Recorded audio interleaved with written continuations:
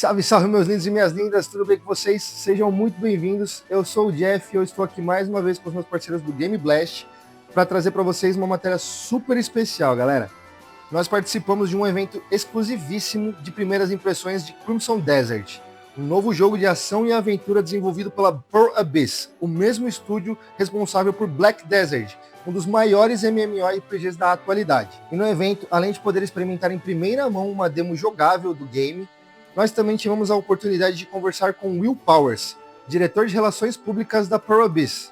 E na nossa conversa com Will, podemos conhecer um pouco mais de detalhes do desenvolvimento do jogo e do que esperar de Crimson Desert. Galera, essa foi a primeira vez que eu fiz uma entrevista completamente em inglês, então eu espero que vocês não se importem muito com as travadinhas que tem ali no meio, mas deu pra gente ter um papo bem legal com o Will. Então vem comigo que eu vou mostrar pra vocês mais detalhes de Crimson Desert. Vamos lá!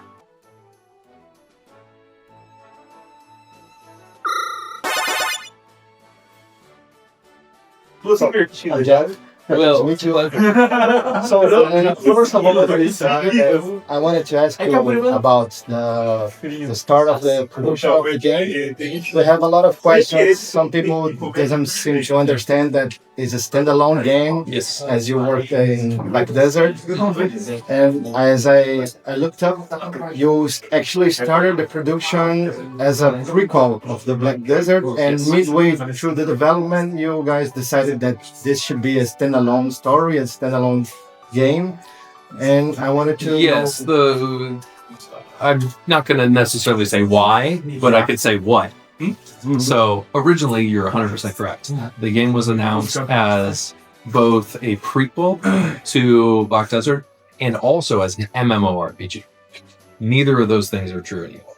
It is a single player action adventure. So it is a different genre and not related to Black Desert. There's no relation at all to Black Desert. It's a different desert. Yeah, okay. And there's this thing that people are actually thinking that is an action RPG, but you said that there's some elements of RPG. So there are RPG elements in the game. There's skills that you can unlock. There's crafting and gathering, like a lot of things that people would associate with RPGs, but we don't have a leveling system and we don't have experience points. And because we don't have those things, we didn't want to call it an RPG because those are things that people assume is in almost every RPG. So it's an action adventure game. It's an open world single player action adventure game. Fully open world game. Fully open world. 100% explore everything you see on the map. Everything you see is, there's no facades. If you see it, you can go there and you can explore. Nice. Fully open world action adventure game with some RPG elements. Okay. But not an RPG. Exactly.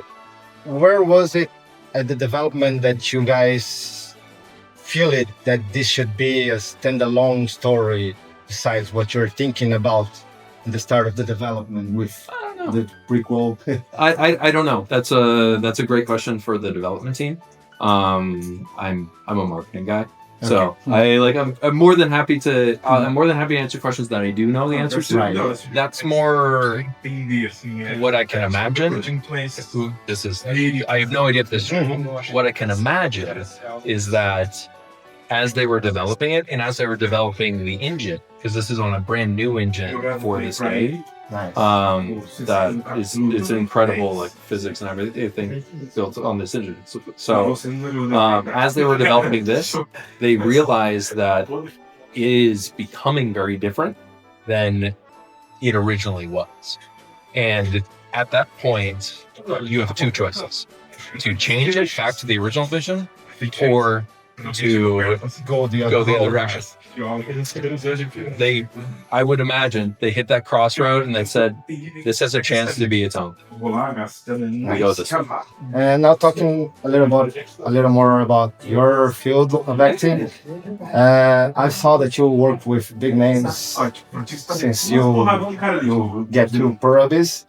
And I wanted to know now that you're on this pre-release road to get to the game, to the first release, how do you feel the Brazilian public, the reception of the game? You guys are going all around the world, like, showing the game, and if you can, with your experience of other games that you worked here in Brazil, we love video games, as you know, and how is this reception of the game specifically with the Brazilian public?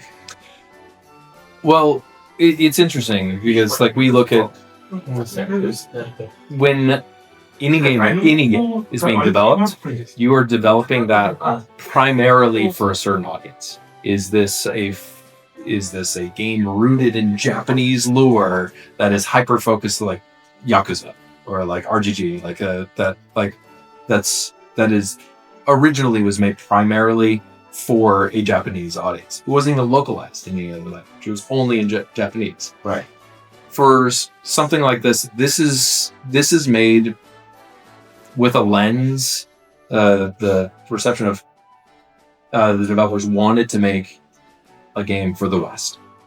So that's the West, meaning the Americas and Europe, and like a Western style game.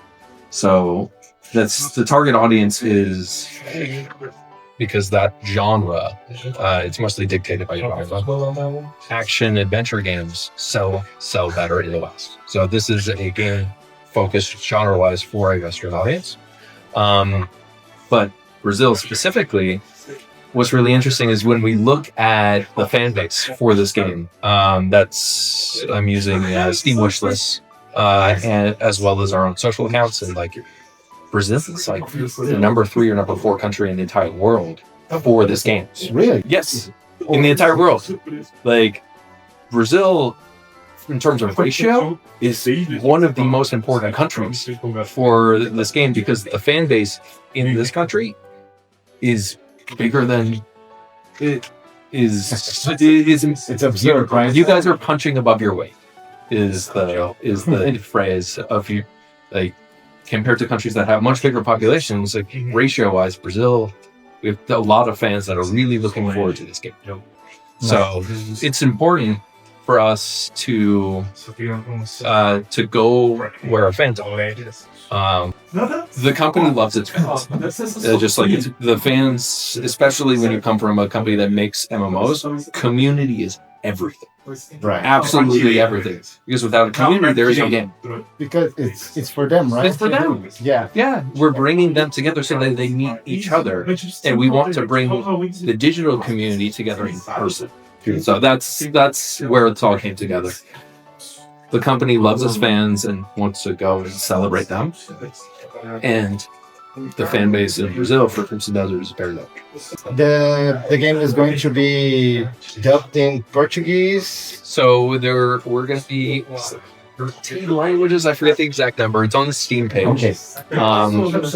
At this time, there's only text localization, not voice localization. We're only doing voice localization in English and Korean at this time. All right. So, but it will be Brazilian. Text localization, Brazilian Portuguese, not Portugal Portuguese. Catering to the audience. That is that. Nice. Yeah, and it's tough because, like, especially for a game that you're gonna invest probably 100 or so hours in, is it going to be mostly story? I personally think that this game is a really nice balance of story and action. So action is its own universal language. You don't need to localize action. Yeah, right. So that's its own way of the game to communicate to you. About the release, I saw that you guys are looking for the late 2025. Yes. There's no specific date yet. The window of late 2025. There's the window of late 2025. Yes. Well, I think that's all. Thank you very much, Will. Of course, it's a I'm pleasure. looking forward to play it. Yeah. É isso, galera. Esse foi o nosso papo com Will Powers, diretor de Relações Públicas da Públicas. E eu tô passando aqui rapidinho só para lembrar vocês de que, além dessa entrevista, a gente ainda vai trazer outros vídeos com as nossas primeiras impressões do game.